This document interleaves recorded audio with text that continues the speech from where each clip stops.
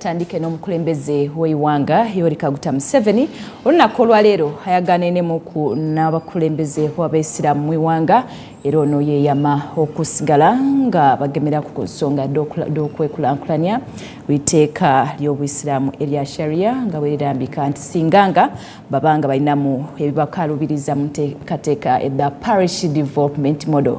Bano babeere maka g'obwa pulezidenti wa Entebbe.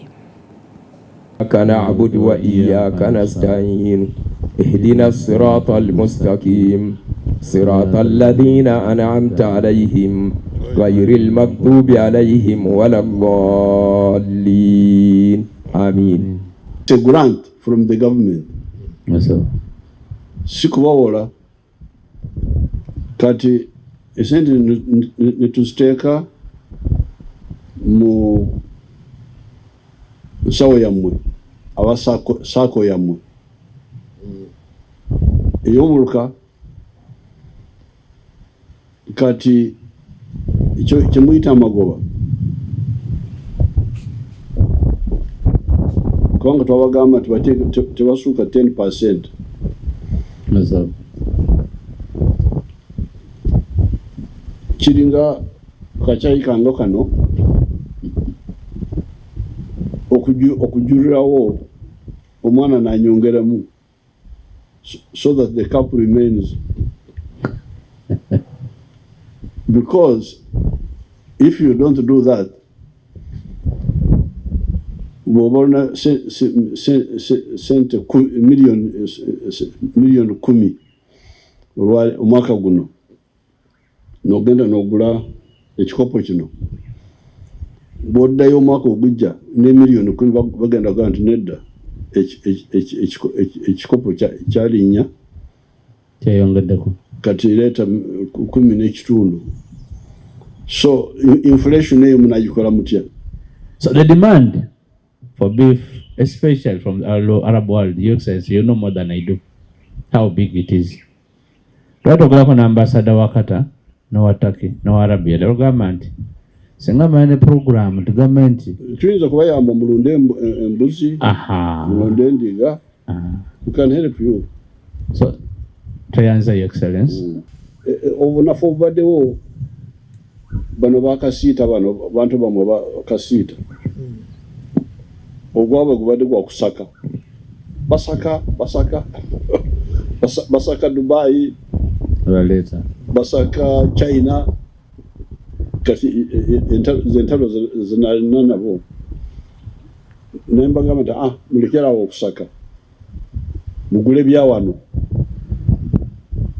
byemba mwetolooza wano sente zidde mu Rwanda ate n'okufulumya ebweru.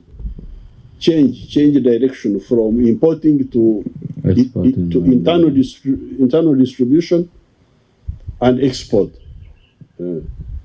So those groups can be organized and they really do that. Kati nga bano ab'embuzi ab'endiga bwe batandika okutwala endiga n'embuzi kuzitwala eyo mu Bwarabu bagenda kwongerako n'ebibala fruits avocado. So those groups can be complementary, help one another. Sincerely ng'obusiraamu tuganyuddwamu nnyo compared to what it was before. But also pray that over the years if we can have some affirmative action because we are still disadvantaged in a way. Ati omukulembeze w'eiwanga ng'alonsaamu ku n'abakulu b'obuyisiraamu abakulembeze b'obuyisiraamu ate we tuyongerayo ye kalisoliso wa gavumenti Betty Kamya ono akawangamwire nti Uganda efiirwa obusiriivu 10 buli mwaka olw'abagubuze abagufiira omugano kwenda okwegusa. Kamya akuba nti singa Abannayuganda basigala nga baloopa abakozi ba gavumenti kyakuyamba kwino okukendeeza ebikolotini bino mu eiwanga ly'etu Uganda.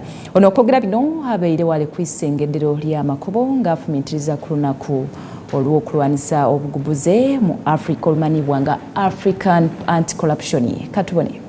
Uganda yegaise ku mawanga gali mu Afrika okukuza olunaku olw'okulwanyisa obugubuzi olumanyiibwa nga African Anti-Corruption Day luno nga lubayo buli ngenaku ed'omwezi 17 omwezi ogw'omusanvu nga ku luno lutegekeibwa wansi w'omulamu ogukoba nti emigaatwa n'enteekateeka ed'okulwanyisa obugubuzi mu Uganda. Uganda yeegatta ku nsi za Afrika endala okujjukira olunaku olwateekebwawo omukago okugatta amawanga ga Africa ogumanyiddwa nga African Union gwateekawo olunaku luno okujjukiranga obuli bw'enguzi mu Africa, engeri gye bukosezza Africa n'okuteekawo enteekateeka ey'okubirwanyisa. Nga lukuzibwa kaliisoliiso wa gavumenti Betty Kamya asinziira ne yategeeza nti Uganda efiirwa obusiriivu 10 buli mwaka nga dhibulira mu bugubuzi nti nga yafeesi ye batereka emigaatwa egy'endawulo mu kubulwanisa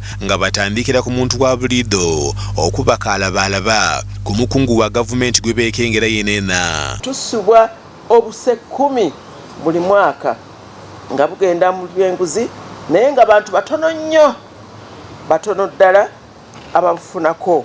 Kukubiriza n'okukunga abantu bonna beetabe mu lutalo, bamanye nti olutalo terubeera lwa bakulembeze, terubeera lwa gavumenti. Okusinziira ku bibalo, amawanga ga Afrika gafiirwa obutabalika 18 mu mpiiya za dola nga dhibitira mu ngeri y'amancoolo n'abantu abeeyendeza nga kino kizuulibwa nga neegende ku kizibu ekikaasibya amawanga ga Afrika okufuuka ga mumpi bigere. Kale nti balina ensonga okulukuza obwongere okunintiza enteekateeka ed'okubulwanisa. This research was done in 2021. So we keep quoting this research of 2021 until another research is done, and it is on our work plan to perform a research to see how we are faring with this war given the statistics. Mu mbalire y'ebyessente egeire kaliisoliiso akoba nti bayigula emisango 30 ku bantu nga kwegyo kuli 16 egyasingisibwa abantu nga gikola ebitundu 53 ku buli 100 era nga omwezi ogw'omukaaga omwaka 2023 waliwo n'abakungu 6 okuva mu yafeesi yeeyisa baminisita abaavuunizibwa olw'okozesa yafeesi yaibwe obubi. Inspectorate of Government also established a follow-up unit to ensure that all Inspectorate of Government recommendations and court orders arising out of prosecutions are implemented. Betty Kamera agire maiso yasiima Abannayuganda abaasobola okwanika empisa embi n'obugubuzi obuli mu bakozi ku kisaaga eky'Enoni Entebbe abaali benda obw'okweyigusa nti kino kyabayigula amaiso gavumenti yengera mu nsonga dhino.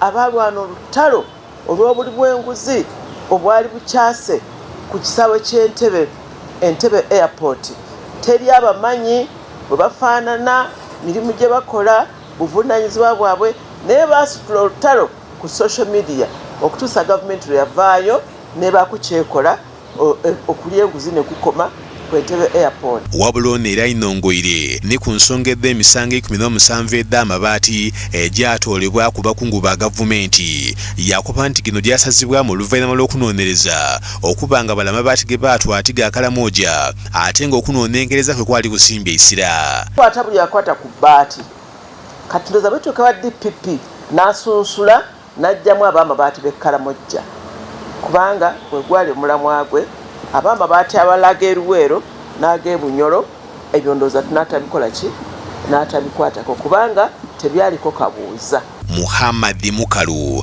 ni Glen Balyeku n'abatusakire ewulye lino ku Luwababa TV amakulu.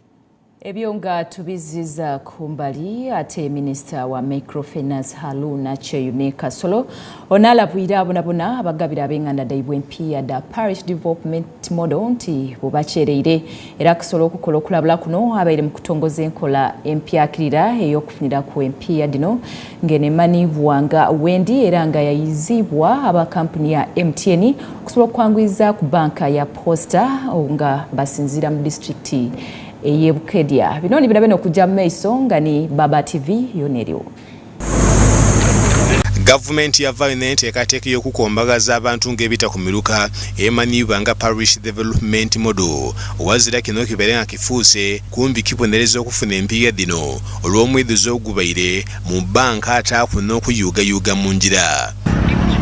Butini kino kyandikendera oluvannyuma lwa Post Bank nga bali wala ne kampuni y'ebyempuliziganya ya MTN okuleeta tekinologiya amanyibwa nga wendi abantu mwe bajja okufuniranga ku empiiya era nga buli kibiina bano bakigayira isimu ye balijja okolesanga.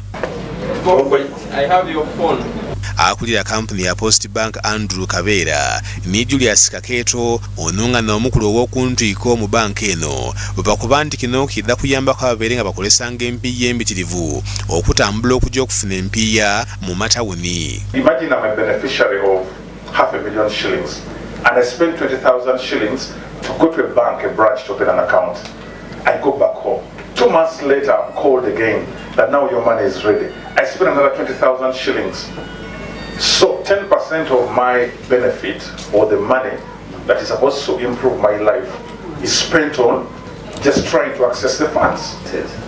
So you can be in a garden and you own boat and you'll be on Wendy and you should be able to receive the money on Wendy.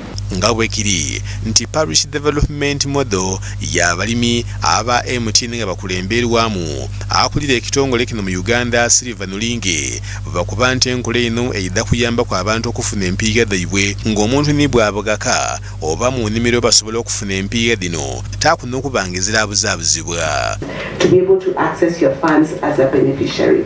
This is what we believe as we continue to drive digital and financial inclusion that will transform the face of the way wealth is created in this great country.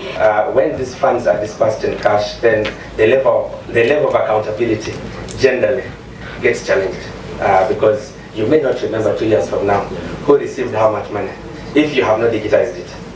Honorable Aruna Kasolo Cheyune nga ni Minister y'ebyensako nka ne Microfinance era nga n'akiikirira Minister y'ebyembyanga Matiya Kasaija akuba nti abantu babeere nga bayibiwa empiiya dhaibwe kujja okubyangamu empapula baabasala ku empiiya era akuba nti kino buti kifuuse lufumo. It should be 1 million full. 1 million. This business of photocopying papers, this one was this. Those stories. And I think now we are here to solve all those issues. Onera alawira abakulembeze baddisaako abaagabiranga ab'enganda empiiya n'abo ababitamu ebyobufuzi nti basayina okikumya amangu n'embiro. Circle leaders, please don't say this one did not support this, did not support it, so and so, therefore it shouldn't benefit. No, that is criminal. Don't do that. This money is for all Ugandans. And to make a matter worse, the circle chairperson is from family A. The wife is the secretary. The son is the treasurer. They want to first benefit clearly. Alan Tagata ku mulyambo oli n'atusakira ewulye lino ku lwa Baba TV Amakonde. Ateye akulira akakiiko ka palamenti akalondoola ebitongole bya gavumenti akakosase ononga ni Joel Ssenyonyi akayukira ab'ekitongole ekiwoza omusolo ekya Uganda Revenue Authority olw'okukozesa MP eddeyo mu buwumbi nga palamenti tesoose kudibisa. Ssenyonyi akangwire ku iroboozi era yalagira akulira ekitongole kya Uganda Revenue Authority okwidda okuboneka kweri akakiiko kano olunaku olw'enkyo era nga aleeta ebiwandiiko ebiraga engeri gye basansanyamu empiiya dino. Okukuna ab'ekitongole ekiwoza omusolo kiririre akakiiko akalondola enkola y'emirimu d'ebitongole bya gavumenti akakosase okukizuula nga mu alipoota yafulumizibwa omubalirizi ga gavumenti ey'omwaka 2022 bweraga nga ekitongole ekiwoza omusolo ekya URA bwe kiri ku n'empiiya kyafuna kyadisansaana azira kuwambalire gaddo. The honest truth and submissions to this honorable committee. As you may know, Honorable Chair, we had written to you asking for a little more time, simply because personally I was out of the country, and that's why the acting CG was communicating, but also being the end of the previous financial year and the beginning of the new financial year, there were a number of activities that had been lined up. But that notwithstanding, we put most of them on hold.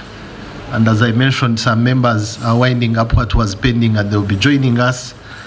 So my only appeal to you, Honorable Chair and members, for answers that we may not have immediately, is not because we want to withhold some truth, but we will honestly ask for more time to get ourselves prepared, and will submit within the allowed time by the committee.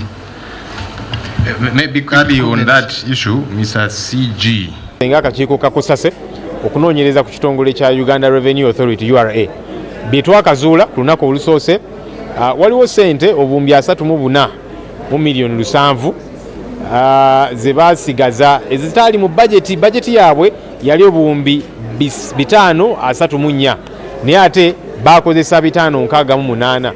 kakati waliwo obuwumbi 34 bwe bwesigaliza bongabo kubanga be bakuŋŋaanya ssente. Kati mu kuŋŋaanya balina okuzitwala mu Finance Consolidated Fund. Ze balina okusigaza zezaabwe eza budget Parliament gye yayisa, ne kati beeyongeramu obuwumbi 34.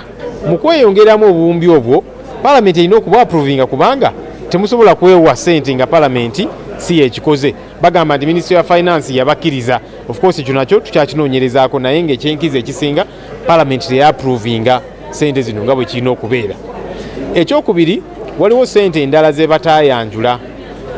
Ssente kali akawumbi kamu mu miliyoni 2 zaava mu grant World Bank naki.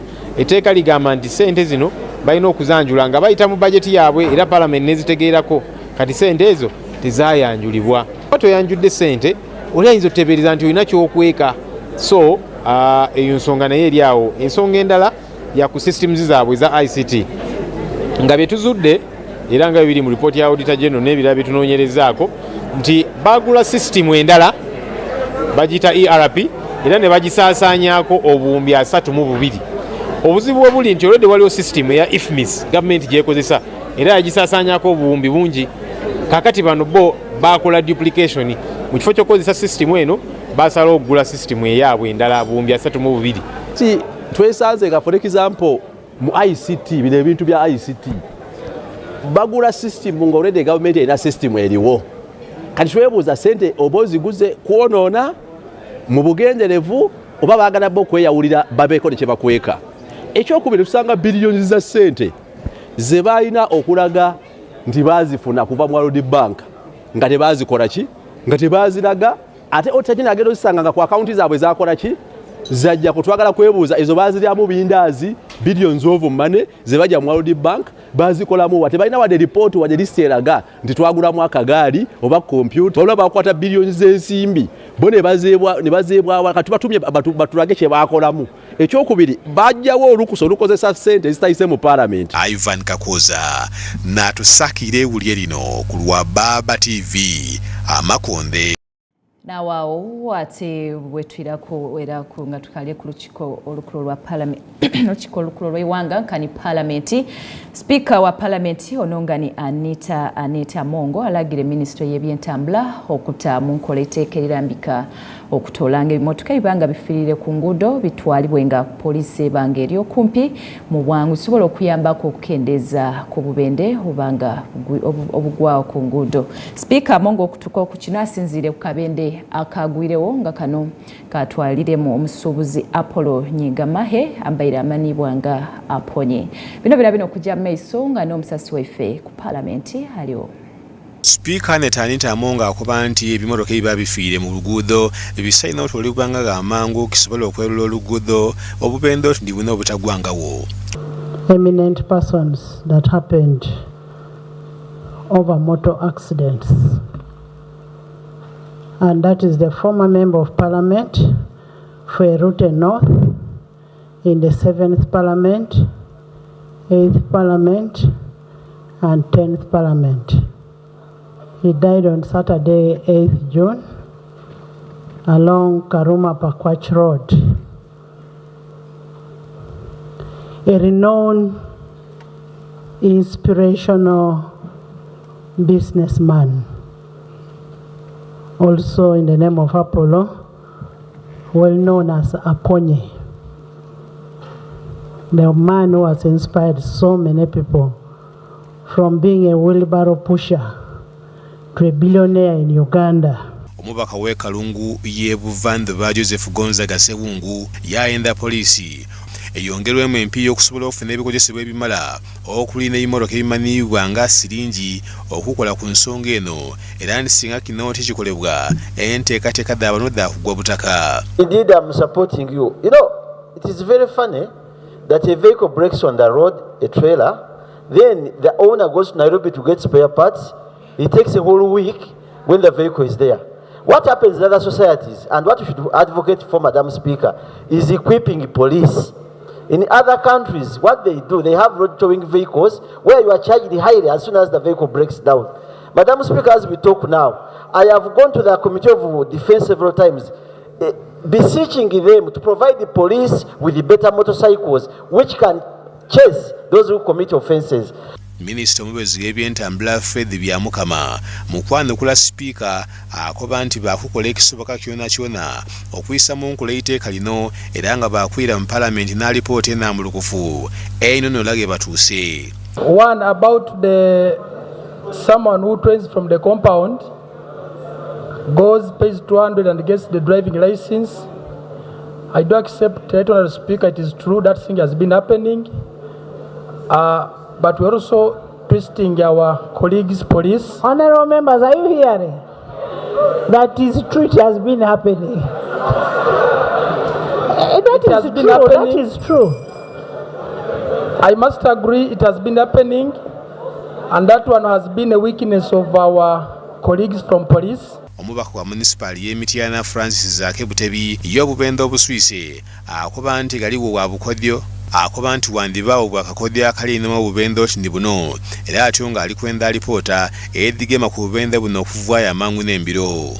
Waliwo okunoonyereza ogulina okukolebwa okw'enjawulo okunoonya n'okufuna alipooti eziri ku accident ezo zaatuusewo zitya era zazze zitya kireme kulekebwa bulekebwawo kuba ndabange akagenderere okujjawo abantu abamu kuba tukirabyeko emirundi mingi nnyo abantu baffe bangi nnyo ffe betufiiriddwa mu kibiina kyaffe nga bakonebwa nga battibwa eri gavumenti. Ababaka abandi okuli John Musira ne Goreti Namugga obubono obubende buno bwe butere ku bunafu bwa gavumenti eremererwa okuyisa amateeka g'oku nguudo mu nkola obutayisa obupande bumala n'ababuza bibirumuka obutabutambulirako. Kituufu nti nno number one cause of accidents, indiscipline, road indiscipline, half-baked or untrained drivers.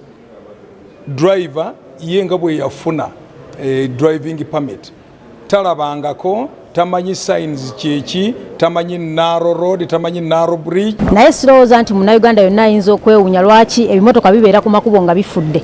Gavumenti ekoze mulimu gwayo. Parliament nnungi nnyo mu kukola amateeka naye okugateekesa mu nkola awo tukyalemereddwa. Amateeka gakolebwa bills ziyita ne zifuuka acts of parliament naye okuteekesa mu nkola ne kafuuka kasoobo. Naye nze njagala munnayuganda yenna atunye gye tuyita Masaka Road. Masaka Road bw'ogivaawo njagala otuuke empaka Mutukula oluguudo oluyingiza ssente mu Uganda wano mulabe ne bwe lufaanana. Ekisooka tukkirize tugaane enguudo ze tuyita highways nfunda.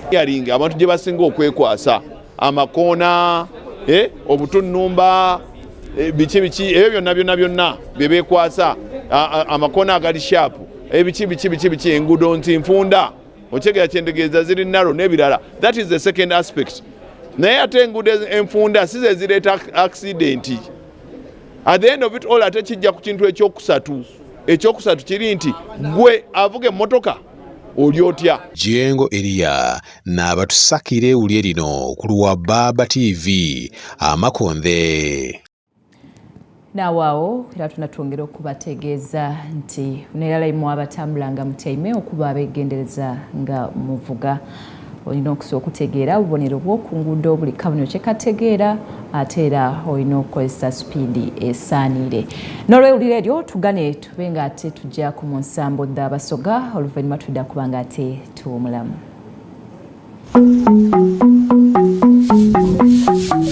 Atakyaliranga ku nfuko tamana kyerya eno nsambo y'abasoga era amakulu gaayo gakoba gati ebiseera ebiwula amazima tulina kugezuulira beene mu kifo ky'ogiira ku mpugiriro ey'abantu abandi.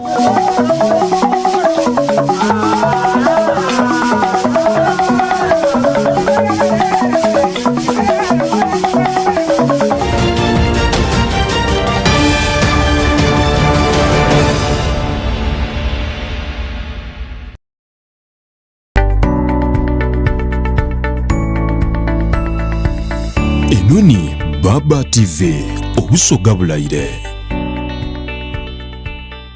Abantu b'ekirikana ebitundu ebiranyewo tweyunite for Junction Shopping Mall ekirikana Namugongo Road mu maaso ga Sheru Kireka. Jangu wegulire ebintu mu maduuka gaffe omuli supermarket ez'omulembe, amaduuka ag'engoye eziri ku mulembe, ayagala amasimu amapya, restaurants ez'omulembe ezifumba ekimere ekiri loko, emmere yaffe endala omuli ne Continental Food, Makeup Studios, yenjogera ekindekeki, bannange parking ngazi, ate nga security eri ggulugulu. Byonna ebibe ku Junction Shopping Mall ekirikana Namugongo Road maaso ga Sheru Kireka. Tukulindiridde.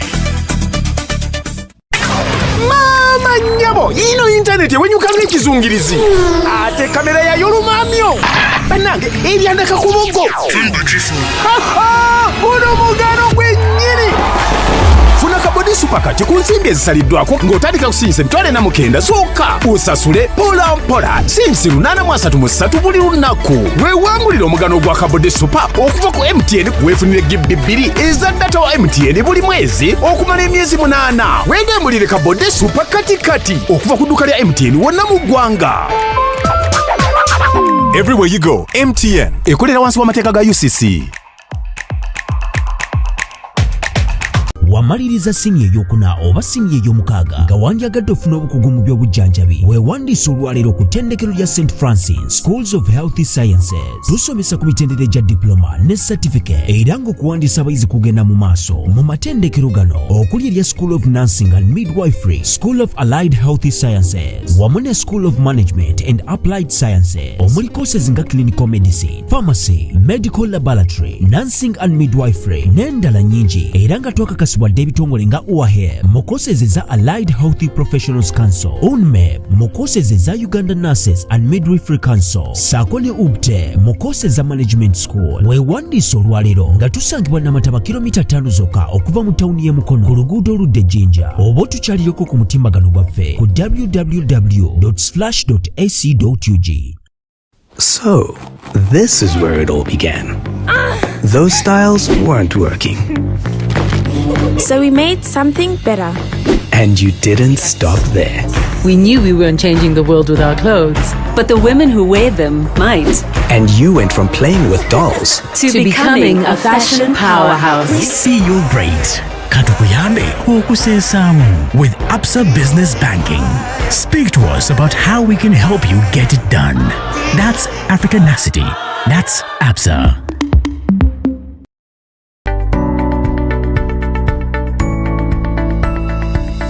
Enoni Baba TV obusoga bulayire.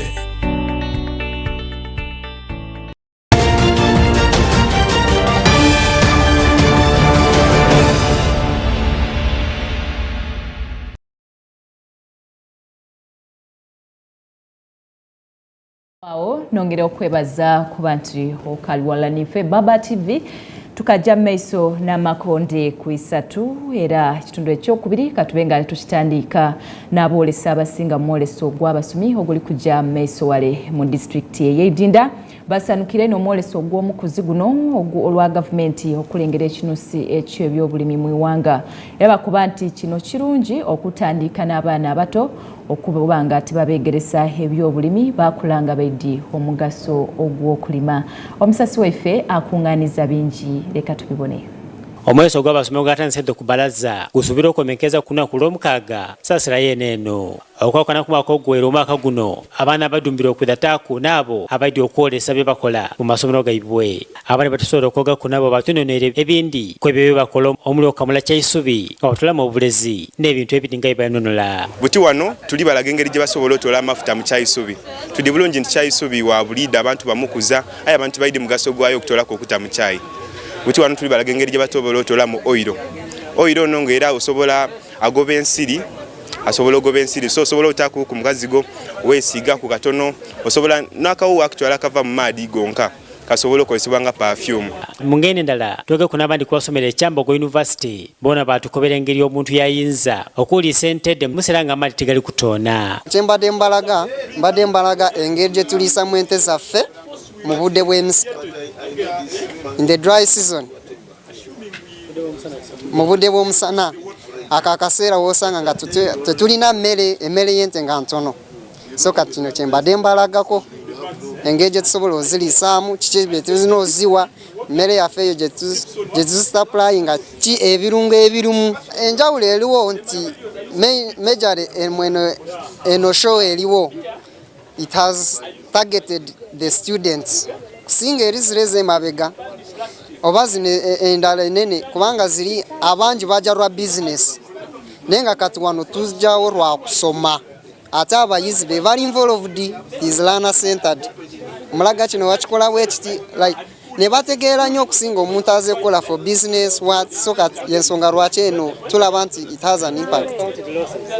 Ono bwatukobeera obukulu bw'omwoleso guno ogw'abasomi okwakwana ku myaka egibise abandi kuboolesi mulimu ne Kalikwani Rose nga yeena yabayiza gavumenti n'ebekigemaku okuteekateeka omwoleso gw'omwaka guno obukalamu ng'era waliwo endawulo ku myoleso egidye nga gibaawo. Nti bwenkompe yalinga show edibayirewo ku d'abaana eno yakubiri ayeno at least tulibonawo nga waliwo enkyukakyuka y'amaani kale tukunga abantu mwena okuyida mu sheeno kubanga leero abaana bajja kuyida basome ebyokusoma birimu bayida kubona ebintu bingi ino ebirimu mu agriculture show. Onakuba ndi kuna abaana bafuna omukisa gw'amaani okwega kubanga endongalemu emyaka egibise yenga teekeza abaana basomi kuba kunikyebega ali kirungi kubanga ekisooka abaana baife basobola okufuna chance y'okwega kubanga endongo bwe yali ebangamu ng'abaana we bayida tibasoma bulungi aye saawa eno bwe bayida ekibaleese kye bakola balina okusoma okuva we batandise paka we bafulumamu abaana baife tibakabulira mu show wazira kya buseegu kyona kiri mu show. Otubayenga tutambule era mwetwagenda ab'ekitongole ky'ebyokulonda mu iwanga ki Electoral Commission bona nga baidde okukozesa bye bakola mwe tukobere nti ekibaleese n'okusomesa abasomi abato tebigema ku by'okulonda. Specifically, these are the target the government of the future. These are people who have turned 18 years and above. So we are telling them come here and get information, get knowledge about how we are going to start the process. Very soon we are going for the general elections, and one of the core requirements of the commission is update the National Voters Register.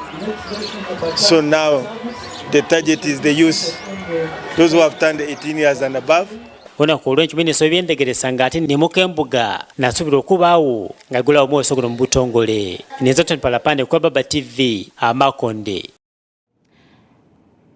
Mkibuga eky'Edinda nga tuviireyo twayira ku wano mu Kampala gavumenti yakutandika okulagira omubalirizi w'ebitabo byayo okunoonyereza ku mpiya edidye nga diweebwa ebibiina by'obufuzi ebiri mu iwanga okusobola okuzuula enkozesa yaado. Bino byogeirwa sipiika wa palamenti Anita Mongo mu lutyama olubairemu n'ababaka ba palamenti okuva mu iwanga lya Malawi.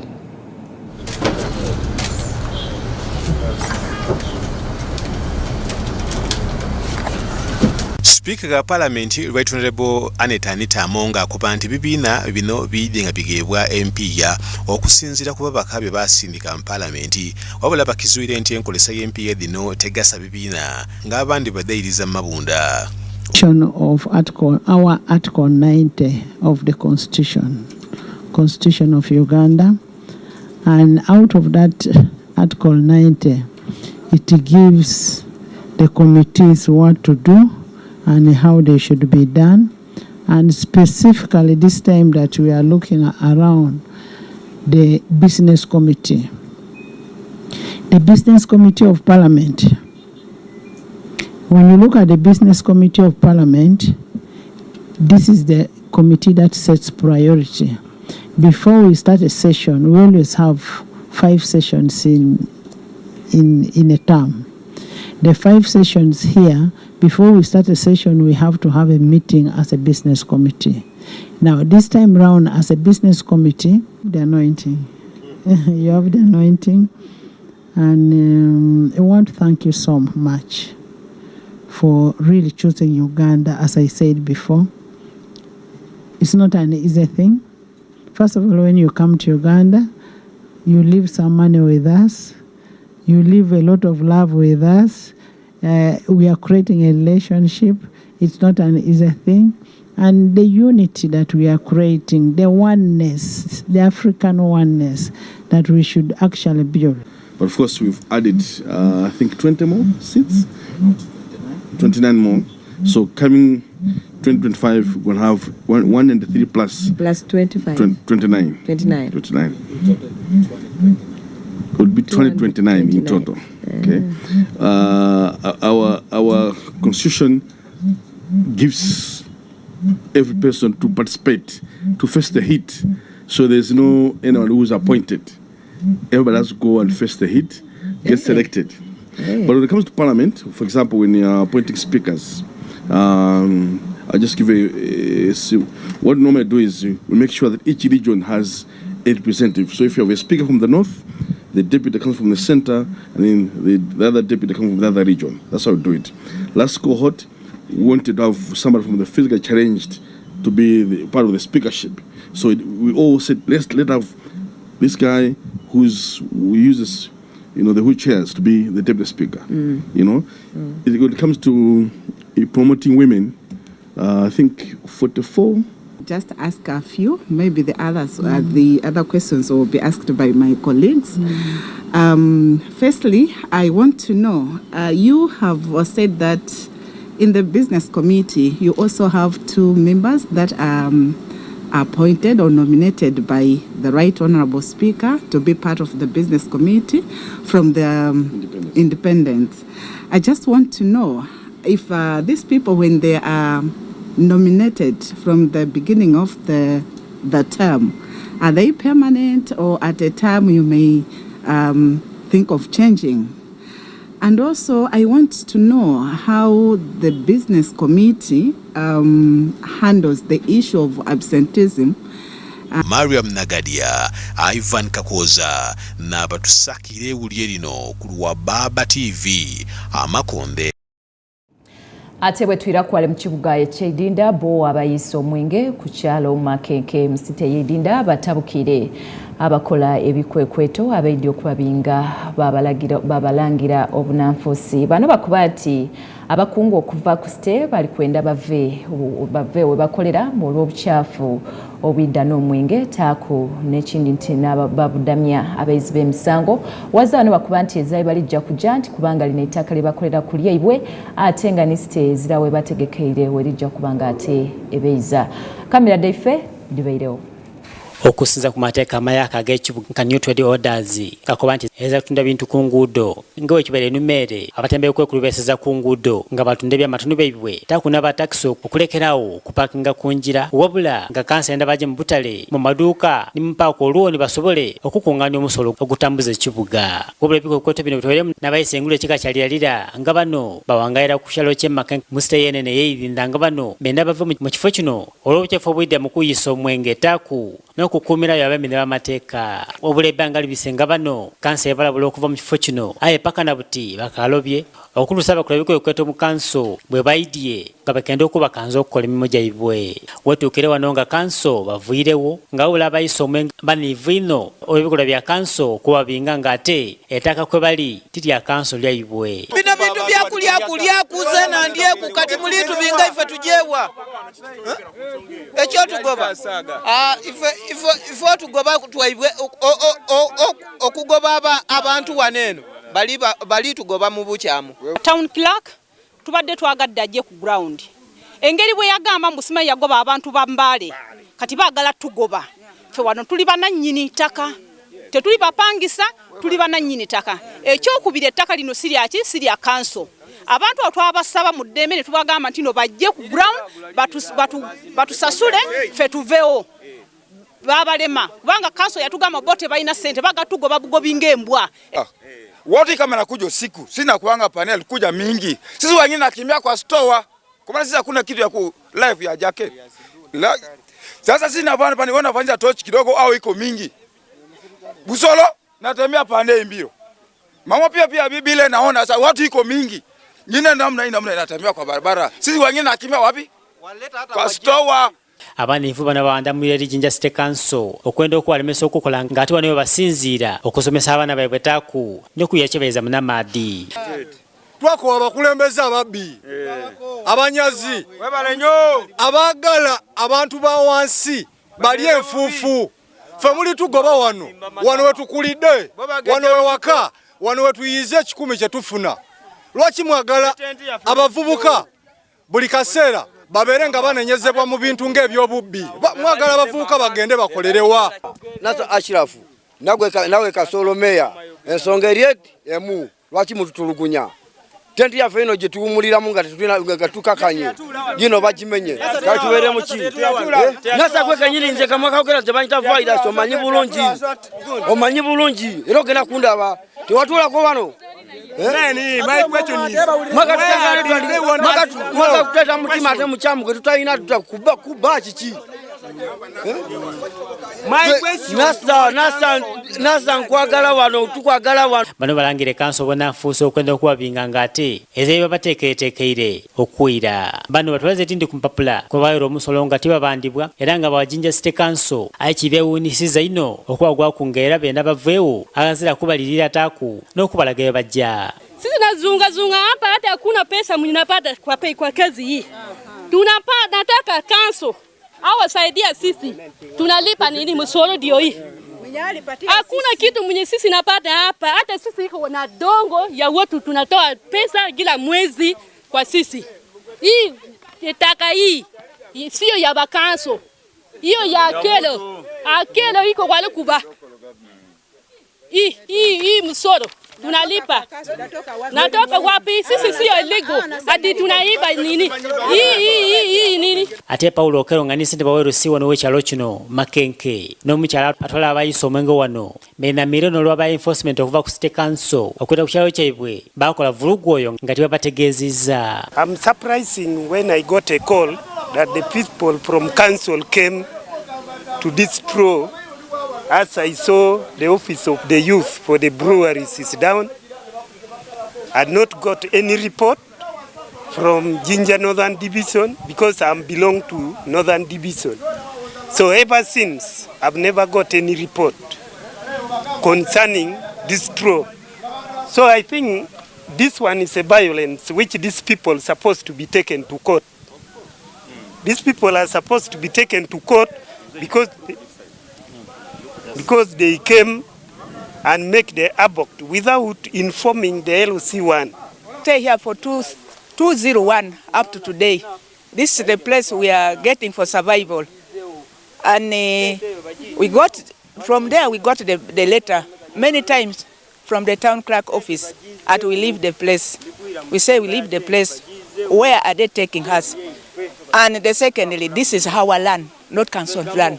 This is our land. We bought with our own money. We are working in our own land, not for the council. So this is where we are getting survival here. So we are asking them, why are you people want us to leave our land? Mukwaka kuni meya w'ekibuga kino Kasolo Peter akoba nti bajja kwogana abantu bano waire nga baali babalabula okuvaira ova mu kifo kino olw'obukyafu taku n'okuwodamya abayizi b'emisango. Ensonga ya Makenke eyo munanzito ate enkulu. Nze Makenke ensonga yaibwe ensinga n'obukulu kuba nze najja n'okwidana mu kanso nayagala we ebbaluwa daali ningi ngadde mu kuddo daali di complaininga ng'abataka bene mu kifo aba complaininga ati ebikolebwawo tebabiyenda ngedde mu kuddo baluwa eddi koba ntya ifo gano kifo kyaife ngedde mu kuddo koba nti bene mataka kuba itaka ambuli abantu eri itaka lya abantu ben sekinoomu so ngeri abo kati ifo tukoya abakolera ku itaka lya ife bavueko so kanso ngeri n'ebintu bingi nenchiko dati ameyo bayikirizaganya okuvaawo abalimenti ovaawo kuba the communities damino ningebi mulimu settlement ya abantu nti bano bali kolerawo neraba mikono janga abafumba kana kampo mera kagalaji then n'abasulayo oli kumfuna ate kino nakiba kuba kunaira nti bwembanga buliri kubinga abantu abe Makenke ayituge magana ino kuba nibe bakola binkoleranga omuntu. Kinadi gwanti City Council edengera ola abayisa omwengo wa kukyalo kye Makenke okwamuka ekifo kino ayipaka na buti bakalemera okubanga etaka ko baliri eyibwe nga kanso tebavunanyizibwa wewuna ku lulala. Nenzo Palapande kwa Baba TV Amakonde. Ebyo bityo niwe biri ate nga bwe tuyongerayo maiso n'amakubo gaife agandi bo abasawo bavireyo balaga obutali bumativu bwaibwe olwakulira erwaliro lya Jumani Michael Ja okwira ku basawo baine yabatimpula mzibu bano nga bakulemberwa mu president w'ekibiina ekibagaita ki Uganda Nurses and Midwives Union ononga ni Sheriff Justice bakuba nti bali kwenda omukulu w'erwaliro lino alekulire awazire ekyo bo bakutawansi ebikola.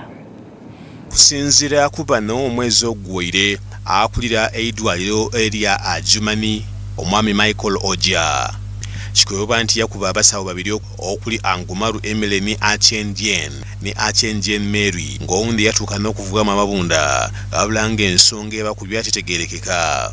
Birungi Aneti ononga muwanika mu kibiina ekigaita abasawo n'abazaalisa akoba nti kino tikyali kya bugundufu akulira abasawo bano kuba gwakuyakuba kya mu nsiko ate yadema kuvunaanibwa nga kino kyaviira ku nimunaibu okugwa mu kaira akazibu yatuuka n'okufiira omwana nga benda bwenkanya.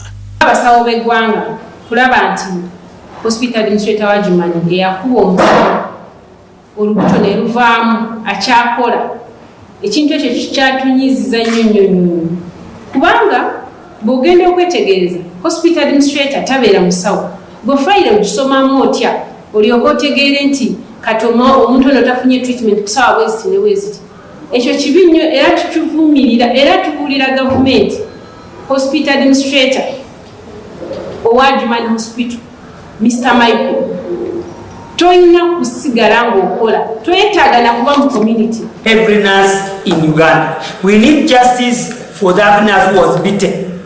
You can't beat a nurse while she was on duty. You can't slap a nurse while she's on duty. Who are you to slap a nurse? So we want that hospital administrator to be put in order by taking him to court.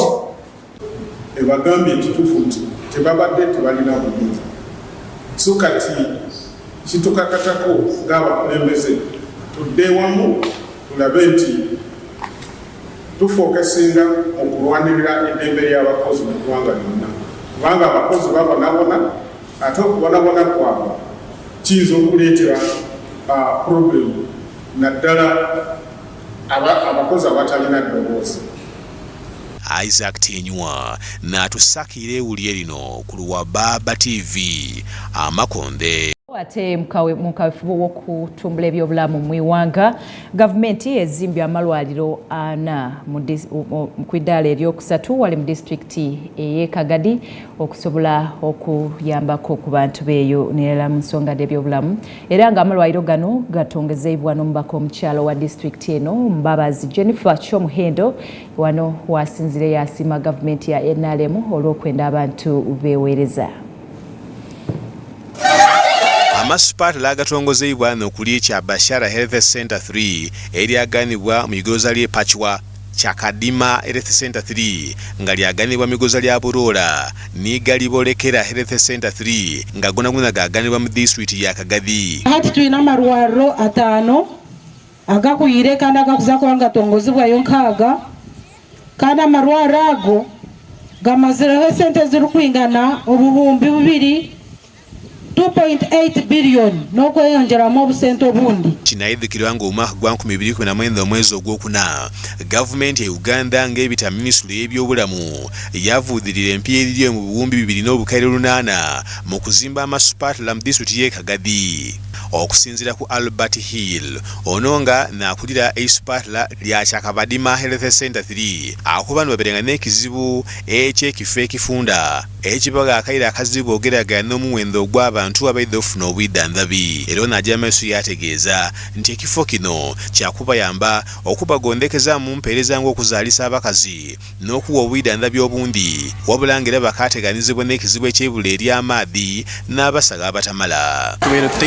Ndio basobora kuzaala akacweka kamwe kale kataito muno ndene ekindi uzotwe mpunge mibazite kumara abantu bayingi tuganda abantu akuruga mugombora nkaitana ne kitongole kituhayira global bakucheta BV kituhaire oxygen sirinda tugire mu rugurede Borata muzwa sport jama bale ni hali sibora genda likalenga bitu hati igoro rya tuyicire hihi olijo kunobo yereza kurunzi. Ababaka ba parliament okuli Eric Musana ni Barnabas Tinkasimire banonga bakise mchikerezo kya buyaga yebuvanduba ni buyaga yebugwanduba basinzire gano bakubiriza abantu okweyambisanga amasupa lagano basobola okufuna obwidandabi kubanga babeetaga nga bakali balamu. Hanu nuho tukulya no tukolera abana baitu no tukolera amaka gaitu kibi muno ebikwato bino byona okubikozesa kubi. Turabashaba abataka ngeri rwaliro mulikozese ekiramara mu ngeri n'endala omubaka omukyalo wa district ye Kagadimba Bazi Jennifer Kyomuhendo era nga n'abeera omugendo omukolo w'okumukolo guno asiime gavumenti ya President Museveni olw'okola ekisoboka okuvuddirira ebyobulamu kitundu kino era yakubiriza abataka okukuumanga obuyondo mu maka gaibwe. Amagara temarwaro tebashaho bonka migatandika nitwo mumaka omumaka witu twine kuba turi abayonjo embuga yawe gyeyerere oboneze otakatayirwemira gira mizi memere wano za kweyerera. Robert Kule natusakire ewulye lino ku Luwababa TV Amakonde. Nawao nakino obulungi atira yava mu idiro zena ntyoni bwentambwire Amakonde ku 3 agonna kolwairo gana tubenga ate mnange tugakanzawo olwakera akatugemye tubenga ate tuleka banefe abebyemizano bona benga ate bakwongerayo nongera okwebazaako ereko twaire okulaja tutandikire nize Sobolukia mube bulungi.